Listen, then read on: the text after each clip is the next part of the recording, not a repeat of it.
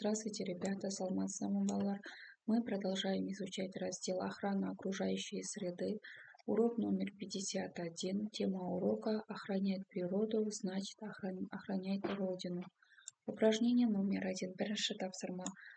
Используя цифр, найди слова. Яғни мына жердегі цифрларды айта отырып, біз мына жердегі сөздерді табуымыз керек. Яғни на первом строке 7, 5, 10, 1, я. Бірінші ретте бізде 7, 5, 10, 1 тұр. Яғни П. Дальше второе, то есть 5 И, 10 Ща, А. Пища. Көрдіңдер ма? Пища деген сөз шығады екен біріншісінен. Екіншісінен так В, О, З, Д, У, Х. Пища, воздух. Енді үшіншісін көреміз қазір. В, О, Д, А. Вода. Пища, воздух, вода. Запиши эти слова в тетрадь. Бұл сөздерді дәптерлеріңе жазып алыңдар. Можно ли утверждать, что именно это дает природа человеку? Придумай с одним из этих слов предложение. Енді осылардың біреуінен біз әңгіме құрастыруымыз керек. Природа дает человеку пищу, воздух, воду, тепло и много другое. Яғни табиғат бізге өзінің көкөністерін береді, тағамдарын береді, ауасын және суын, жылылығын береді екен. Тағы да басқа да көп заттарды береді. Упражнение номер 2. Екінші тапсырма. Прочитай, оқыңдар деп жатыр. Оля и Лида пошли в лес. Оля мен Лида қайда барды? Орманға барды. Они устали и сели на траву отдохнуть и пообедать. Олар шаршағаннан кейін шөптің үстіне барып отырып, түскі ас ішті, демалып. Из сумки хлеб, масло, яйцо. Олар сумкаларының ішінен, сумка иелерінен не шығарды? Нан, май және жұмыртқа шығарды. Когда девочки поели, недалеко от них запел соловей. Олар тамақтанып отырған кезде осыдан алыстау жерде не ән салып отырды дейді құстар. Девочки слушали прекрасную песню. Қыздар өте керемет әнді тыңдады. Даже олар өз орнынан тұрып қимылдауға да қорқып отырды, өйткені құс әдемі ән салмай қала ма деп. Соловей перестал петь.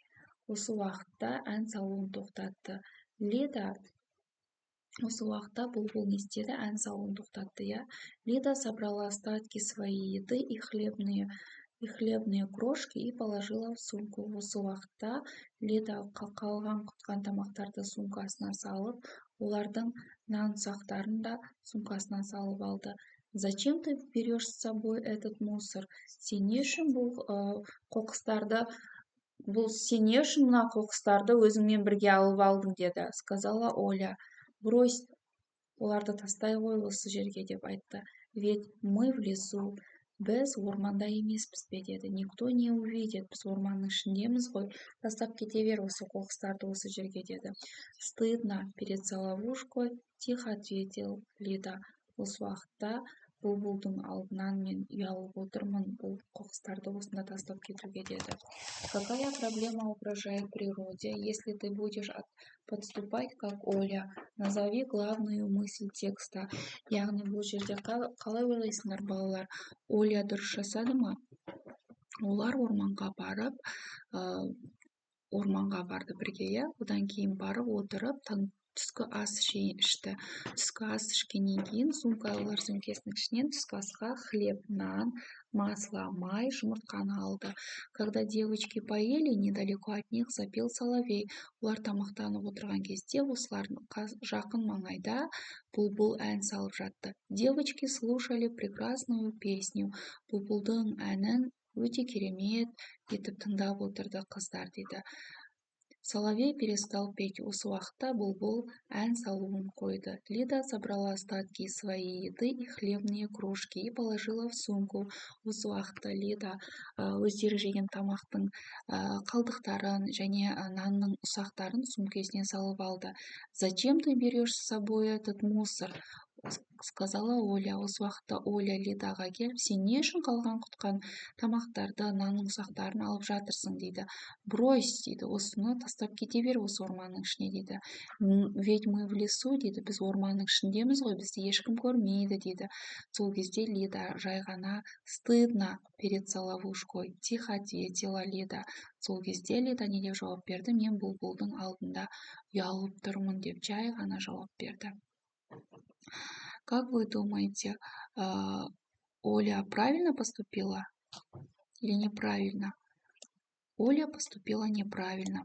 Дұрыс айтасыңдар, иә, өйткені ол орманның ішінде жүрсе де біз өзімізден қалған мусор немесе қоқыстарды алып жүруіміз керек екен. Так засоряется природа. Осылай біздің табиғатымыз қоқысқа толып кетеді. Главная мысль текста — это нельзя ссорить на природе. Яғни біз өзіміздің орманда жүрген кезде қоқыстарды тастамай жүруіміз керек екен. Упражнение номер 3. Үшінші тапсырма. Сделай анализ. Яғни балалар, біз қорытынды жасауымыз керек екен. Количество птиц и животных на планете Земля сокращается каждый год. Біздің жер бетіндегі құстар мен жануарлар жыл өткен сайын азайып бара жатыр. Свалки и мусор загрязняет почву, отравляет воздух. Яғни көптеген бізден шығып жатқан қоқыстар, бұлар біздің немізді, жерімізді кір лас қылып жатыр екен, иә. Грязный воздух влияет на здоровье людей. Заводтардан шыққан түтіндер, осылардың барлығы біздің денсаулығымызға кері әсерін тигізеді екен. Лесные пожары, вырубка лесов губят растения и животных. Количество пресной питьевой воды сокращается. Так, о чем сделали репортаж Санат и его друзья? Чем они подтвердили письменную информацию? О каких проблемах говорится в этом репортаже? Есть ли такие проблемы в твоем городе, селе? Соотнеси снимки с печатным текстом. Какое можно сделать обращение к людям на основе этой инфографики? О состоянии планеты Земля. Письменную информацию подтверждают картинки. О просторах загрязнения природы, вырубки леса, сокращение количества пресной воды. Текст соответствует рисунками. Надо беречь природу. Упражнение номер 4. Төртінші тапсырма. Оқыңдар деп жатыр. В 2004 году в Республике Казахстан был принят закон об охране использования животного мира. Сейчас под особой охраной в заповедниках находится много животных птиц. В Казахстане много заповедников, и они нас радуют и удивляют. 2004 жылы Қазақстан Республикасында заң қабылданды біздің қоршаған ортамыздағы жануарларды қорғау туралы, бүкіл әлемдік. Сейчас под особой охраной и в заповедниках находится много животных птиц. Қазіргі осы заң аясында көптеген біздің заповедниктер, және осылардың барлығы бізде жануарларды, құстарды қорғауларды қорғайды. В Казахстане много заповедников, и они нас радуют и удивляют. Какую информацию ты узнал из текста? Какие заповедники Казахстана ты знаешь? Назови главную мысль текста. Выпиши последнее предложение и составь к нему схему-модель. Яғни, бұл мәтіннен сен нені үйрендің? Және қандай қорықтарды білесің Қазақстандағы? Және мәтіннің негізгі ойын ата? Және мәтіндегі ең соңғы сөйлемді көшіріп жазып, оны күрделі сөйлемнің, яғни несін сызуымыз керек, кескінін сызуымыз керек. Какую информацию ты узнал из текста? Я узнал, что в Казахстане заботятся о природе. Какие заповедники Казахстана ты знаешь? Кургалджинский заповедник, Алатауский заповедник. Назови главную мысль текста. В Казахстане много заповедников, и они нас радуют и удивляют. Упражнение номер 5. Бесінші тапсырма. Запиши предложение. Сөйлемді жазып алыңдар. Запомни его. Естеріңде сақтаңдар.